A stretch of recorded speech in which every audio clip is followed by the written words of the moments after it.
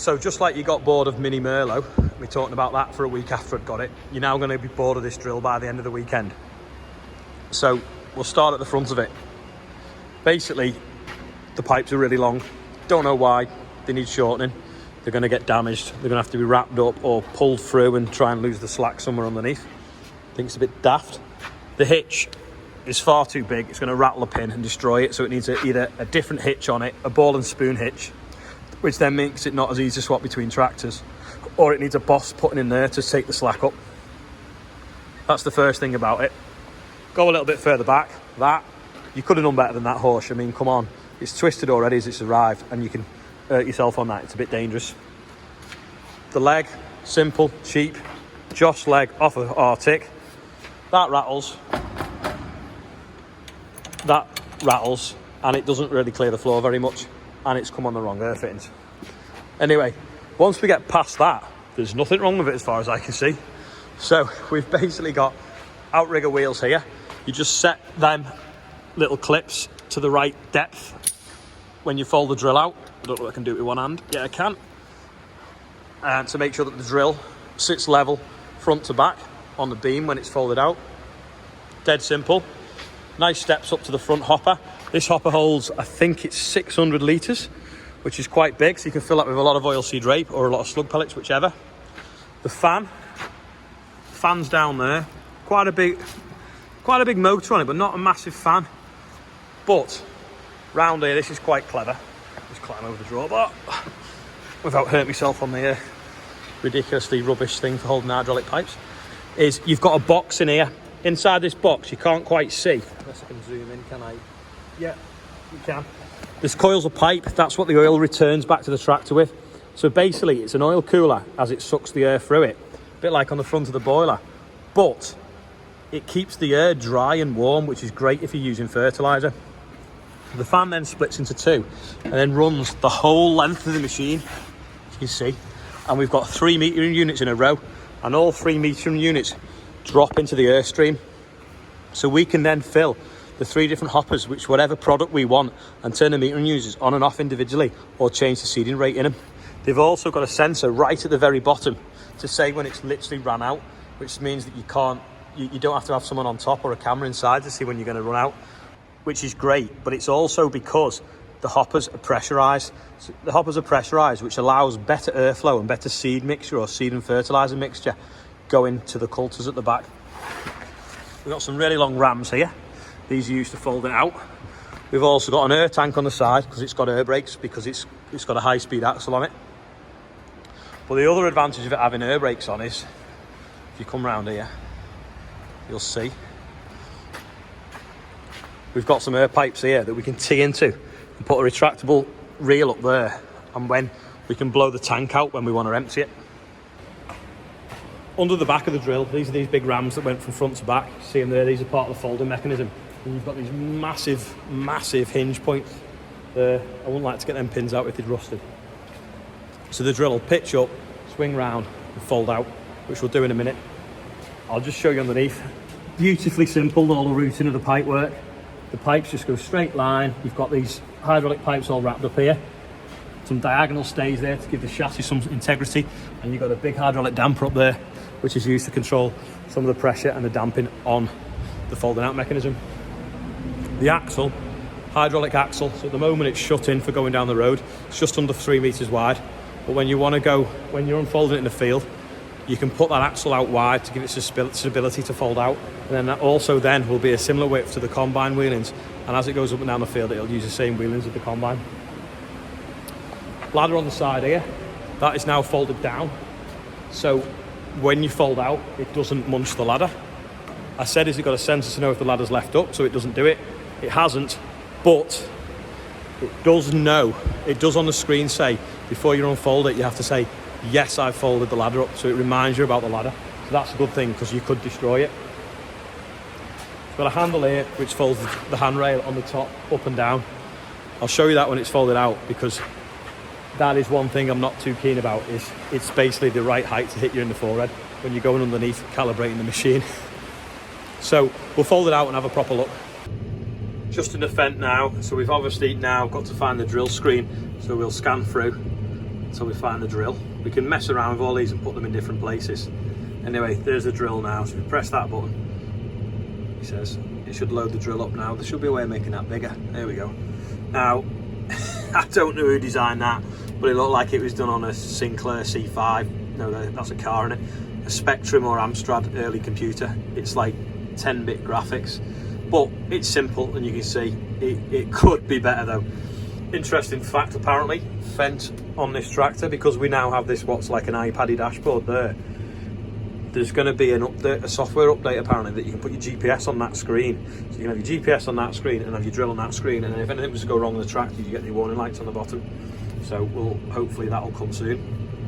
Anyway, that's the drill screen. So we want to fold it out. So to fold it out, we have to go into there and we have to tell it we're going to fold it out and put the axles out wide. So what we'll do then is we'll drive forwards, and the axles on the drill, you can't do it stationary because it'd just be too much pressure on the hydraulics. It should be shoving against either soil or the tarmac. Whereas if you're driving forwards, they'll roll out, if you will, as you're going. We'll fold the wheels out, and then we'll fold the drill out. Let's just swing it out now. We went forwards and made the wheels go wider. You have to go over 2k. The wheels are out wide now, the drill's folded out.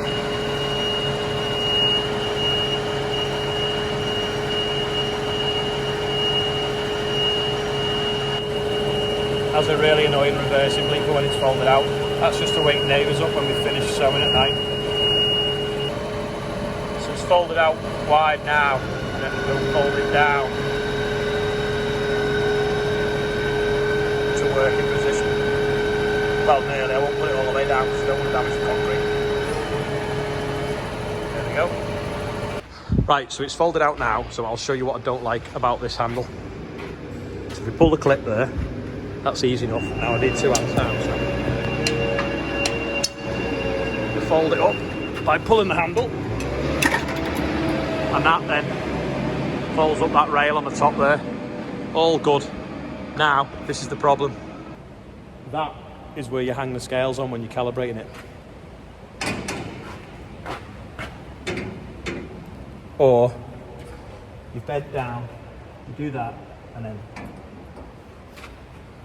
not very well thought out at all. It needs a bit of foam around it because someone's going to end up with an injury. Or that bolt needs moving and putting somewhere else for hanging the scales. But you've still got to go down underneath there when you calibrate and come back up, and I can have a feeling that people are going to stand up into that. So to calibrate it, we've got these little trays around here. So inside this box now, we've got the lid, which should be hinged, so you don't have to do that and chip the paintwork. Put it on there. You've got these material sort of bags that don't want to come out of the box. There we go. So it's like a material chip pan. That will slide. You probably better do it from the other side. There you are. But they slide into there, like so. You take this flap off, and the one on the other side, always make sure you do both. Wind some seed out, then you hang it on the scales, which it come with, a nice little set of scales. Get them out now, show you them. Got these Horsh scales. These are what hang on this bolt, mind your head. They hang on there like that. And then you get a bag. You turn the scales, so you put it on. Turn the scales on. Hopefully it should come on 0. The bags weigh about 1 kilo, just over 1.01. Put the bag like that, slide it in there, meter some seed out, then hang it on. Now this is a bit strange really, hanging it on, because you kind of like hang it like that, or you hang it like off there, or you hang it off this other one. Whichever way you hang it, you can get it to go on there with one hand.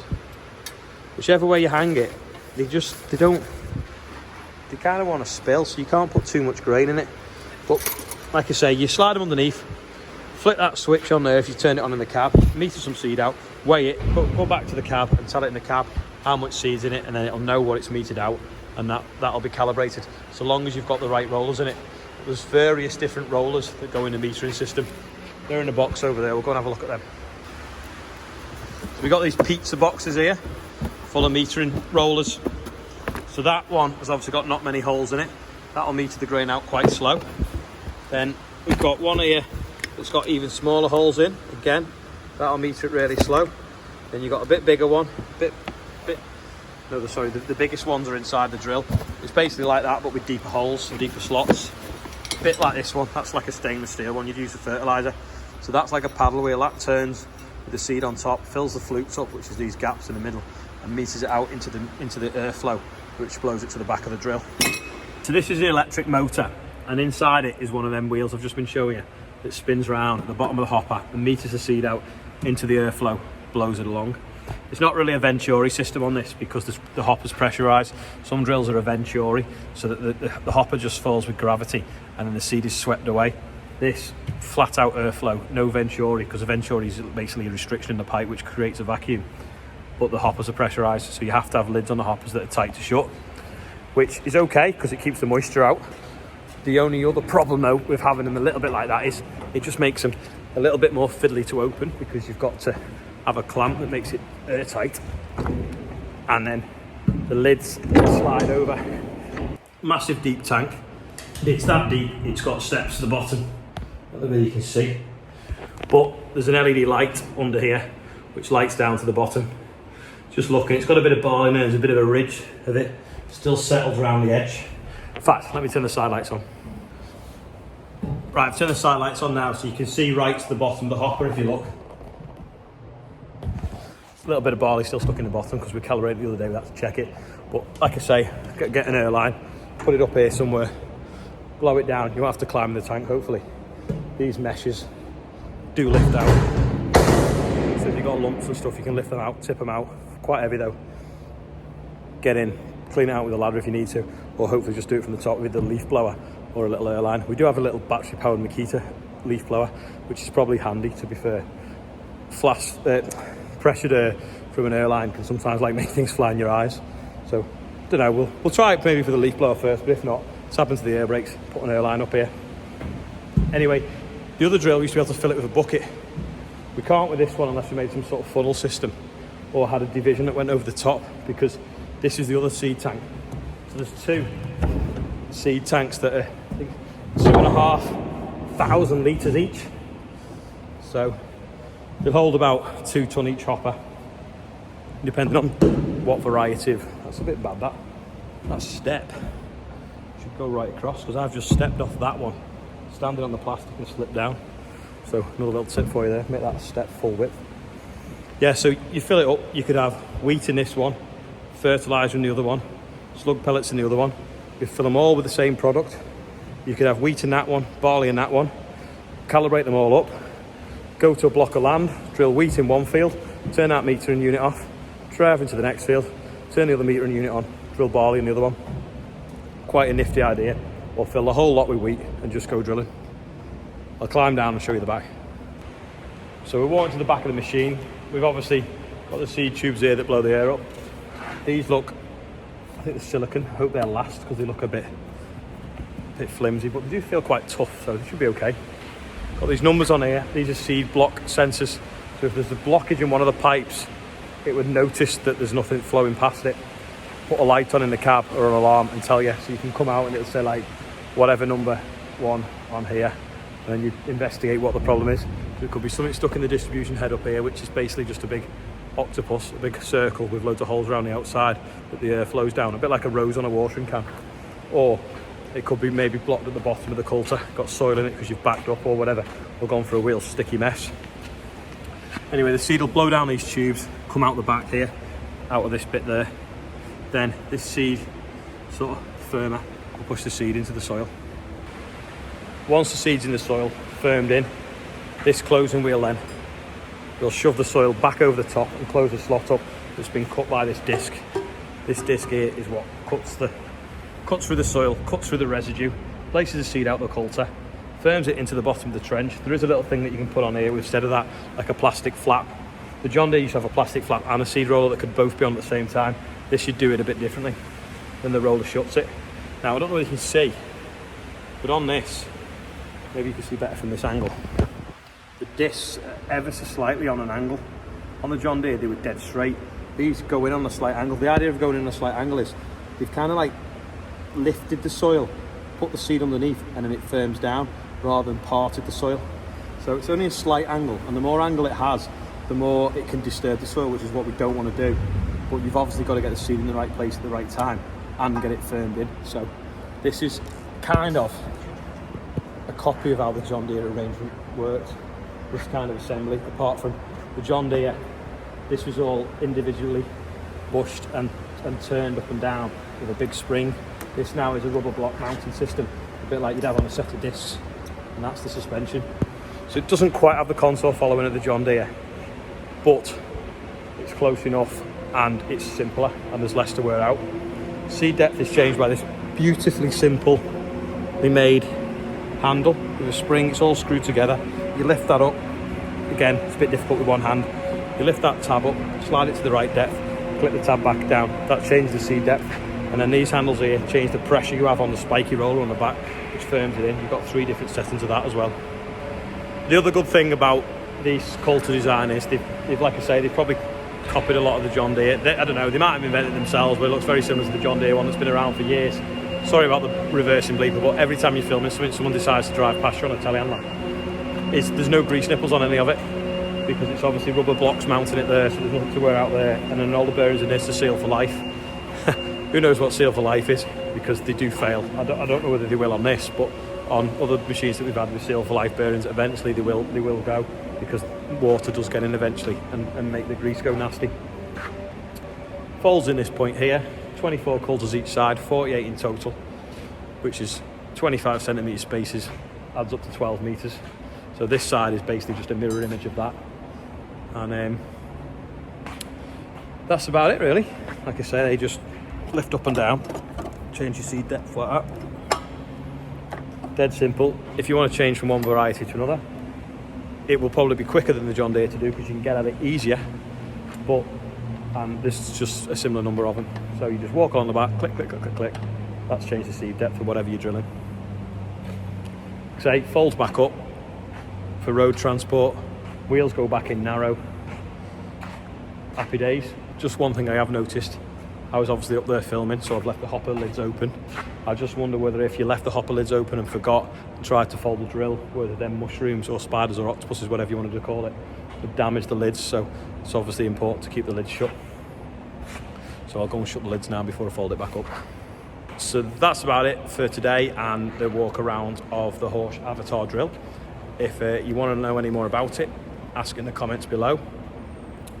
The other thing, maybe I'll have a little quiz question while we're on it, is, anyone know what that's for? It's made of plastic. If you think you know, leave a comment below, and if you want to watch another video, it's like up here. If you want to subscribe, it's over here.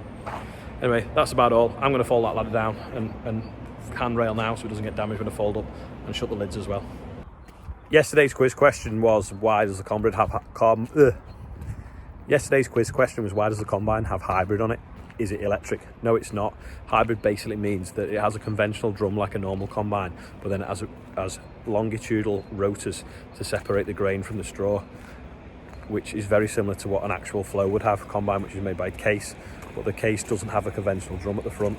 So Claas sort of kind of copied Case with the rotary separation, but they retain the front drum off a normal combine, which would traditionally have straw walkers.